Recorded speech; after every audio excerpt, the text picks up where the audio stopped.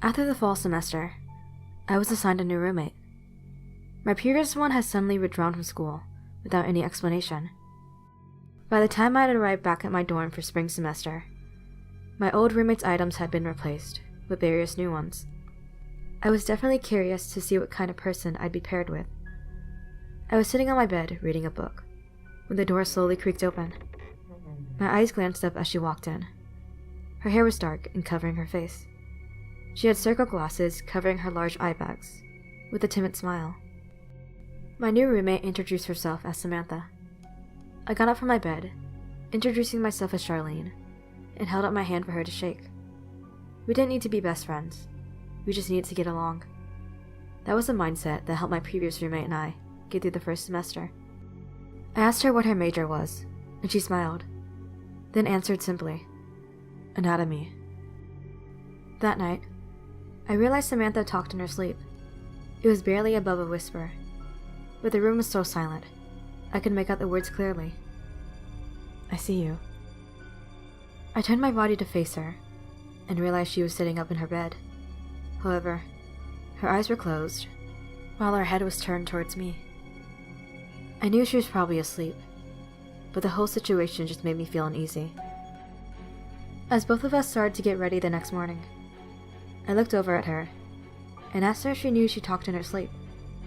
She laughed, then promptly told me she'd never spoken in her sleep before. Sometimes, I wondered if she was awake when she said that. As I got ready that morning, I could see Samantha behind me in the mirror. She was staring straight at my reflection. Later on that week, I was hanging out with my friends in the courtyard. Everything felt perfectly normal, until I saw a familiar silhouette walking past us. Although her hoodie was pulled over her head, I knew Samantha's eyes were clearly watching me. Her gaze sent shivers down my spine. I couldn't tell if it was a look of friendliness, disgust, or even envy. One day, Samantha told me she was gonna stay out late studying at the library and to not wait up for her. When she returned, I was trying my best to fall asleep, although it was hard to ignore the sound of the door creaking as it opened. Samantha tiptoed to my side of the room and lingered over my bed for a long time.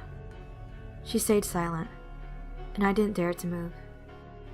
I was almost afraid of what would happen if she knew I was awake. I could hear the snap of her phone camera before she went to her bed and slept. When I woke up in the morning, there were strange bruises on my body. I wasn't a particularly active person, and I knew I wasn't getting injuries while I was awake. The only other person who was in my room that night was Samantha. As the semester went on, things from my side of the room slowly began disappearing. First, it was my perfume. Next, some of my clothes began to go missing. Then, I noticed my hairbrush was completely clean. Somehow all of my tangled hair was gone from it. I knew I needed to confront Samantha about what had been happening. I waited for her to come back from her classes, but as the door creaked open, someone completely different walked into the dorm. Samantha's hair was freshly bleached to the exact shade mine was, with her signature glasses suddenly missing. It made her almost unrecognizable. At the same time, she was wearing the exact clothes I was missing. We had the same silhouette, so she looked identical to me from behind. We got into a heated argument. She defended herself, saying that she brought the different pairs of clothes last week, and her new hair suited her skin tone much more. It made me even more upset, so I stormed out of the dorm to cool off. I found myself aimlessly walking around campus, until I got a text from Samantha hours later.